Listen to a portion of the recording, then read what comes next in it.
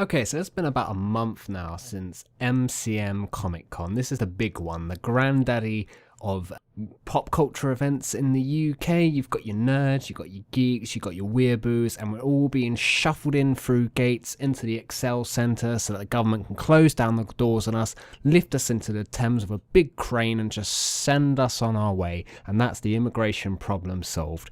But no, joking aside, I've been going to MCM now probably since when it was being overrun with Akatsuki members from Naruto. I think that was the popular craze back then, so that would have been 9 years ago now. I think was my first Comic Con, London MCM.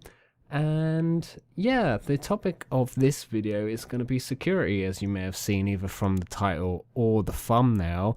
And when I say the security, it was obviously a big talking point this year because it was the strictest I've seen it, that's for sure, evolving over the years. When I first went, the security, let's just say it was lacking. It was lacking. That would be a modest way of saying it. You pretty much just had Larry. Larry worked at Premier Inn, and Larry would be like, excuse me, kids. Would you mind maybe just not making so much noise and perhaps just, maybe leaving? There's quite a few of you. I'm not convinced all of you are staying in this hotel, and you're making quite a lot of noise and we're getting a few complaints. And everyone there was just like, shut the fuck up, Larry. We're gonna do what we want because we're big boys and girls. And yeah, so security then was pretty much stunted. They'd push past Larry. This would be a group of 70 or so Naruto ninjas, probably carrying a Sasuke of chanting into the Thames, and that is the last we saw of Sasuke.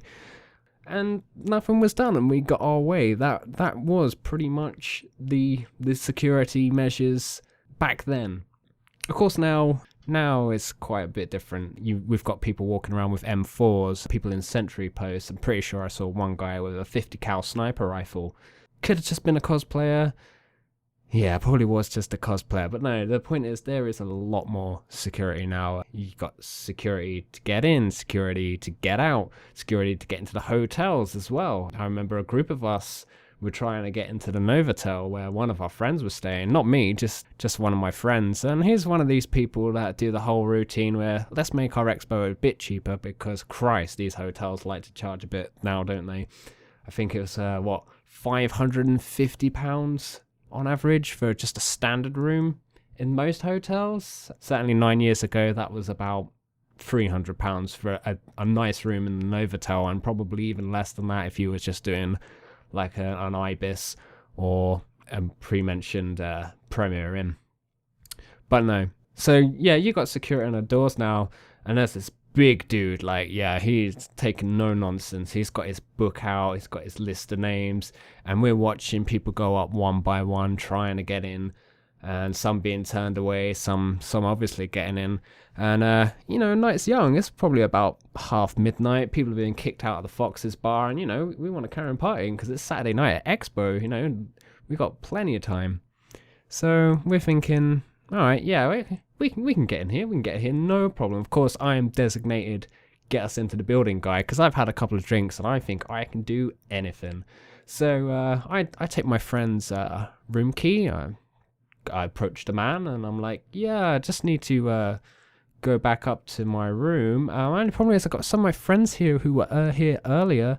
They've still got all their stuff in the room, so perhaps maybe you can, just let us all in a moment so we can bring down all the stuff. And he's like, what's your name? Tim Ow, I think. You think that's your surname? Yeah, I'm pretty sure that's my surname. He's taken none of it. Yeah, maybe I shouldn't have picked my Asian friend to try and pretend to be, but yeah, no chance getting in. I don't know how it was for the people who needed to stay in that room. I imagine they had quite a rough night. Who knows, maybe they're still outside now. Last thing I note would have been when we started to see security start to ramp up. I'd say that was about 3 years ago. And about 3 years ago, I was just hanging around on the grass area. You probably all know it well.